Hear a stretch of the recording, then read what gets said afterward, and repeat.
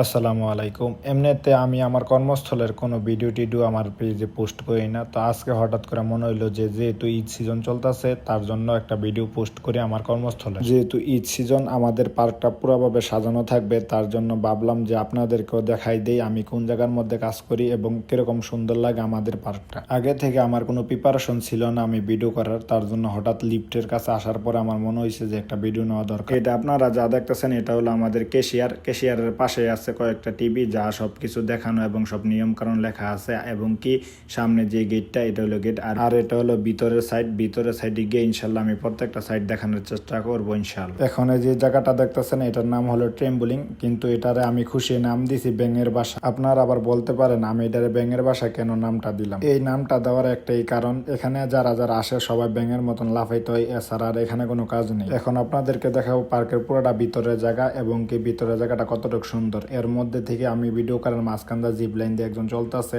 তার জন্য আমি জিপ লাইনের ভিডিওটা নিয়ে নিই। আমাদের পার্কে অনেকগুলি গেমস আছে, কিন্তু আমি সময় স্বল্পতার কারণে সবগুলো গেমস দেখাতে পারছি না। ইনশাল্লাহ কোনো একদিন আমাদের পুরা পার্কের যতগুলো গেমস আছে সবগুলো গেমস দেখানোর চেষ্টা করি। এদিক দিয়ে ছোট ছোট বাচ্চারা যখন সাইকেল চালাইতেছে আমি তার ভিডিও নিতেছি, আরেক দিক দিয়ে আমাদের এখানে বেলুন উপরে টাঙ্গানো হয়েছে, এগুলো ছাড়বে, এগুলো আমি ভিডিও নিতে ভুলে গেছি। তখনই হঠাৎ আমার চোখে পড়লো বেলুনগুলো ছাড়তেছে, তখন আমি দূরে গিয়ে ভিডিওটা নেওয়ার চেষ্টা করছি। যেহেতু ভিডিওটা একটু দূরে থেকে নেওয়া হয়েছে তার জন্য ভিডিওটা ভালোভাবে নিতে পারিনি। এদিক দিয়ে আমি যখন পুরা পার্কের ভিডিও নিতে ব্যস্ত, তখনই হঠাৎ করে মনে হলো আমাদের পার্কে তো আজকে একটা আয়োজন করা হয়েছে। সত্যি বলতে কি আমি আমার এই কোম্পানির মধ্যে 2টি বছর পার করে ফেলছি, কিন্তু এরকম আয়োজন কোনো সময় দেখিনি। আজকের আয়োজনটা আমার কাছে অনেক ভালো লাগছে। আপনারা আবার বলতে পারেন যে প্রত্যেক বছর তো সেম আয়োজনই করে, কিন্তু আসলে তো এরকম না। এবারের আয়োজনটা ছিল অন্যরকম, তার জন্য আমার কাছে অনেক ভালো লাগছে। পার্সোনালি আমার কাছে ভালো লাগছে বিদায় আমি বলছি। দিয়ে আমাদের বাইক না, যেহেতু ওয়ান স্পোর্টসে বাইক না, আমার বারে হাত দেয় ইশারা দিতেছে মামা আমার ভিডিও লন। আমি কইতাছি বাইক না, সমস্যা নাই, তোমার ভিডিওটা আমি একদম কাছে থেকে নিছি, তুমি কোনো চিন্তা করো না। বাচ্চাদের খেলাধুলা শেষ করার পর ম্যাজিক নিয়ে এসে যে জাদু দেখাবে, আর যেহেতু এটা জাদু, এটা শুধু চোখেরই একটা সমস্যা, তার জন্য এরা জাদুটা দেখাইছে। জাদুটা আমার কাছে ভালো লাগছে, কিন্তু আমি তো আর ছোট না, যে কাছে অনেক ভালো লাগছে যেহেতু ছোট ছোট বাচ্চারা এখানে বৈশা জাদুগুলো খুব মনোযোগ দিয়ে দেখতেছে এবং অনেক আনন্দ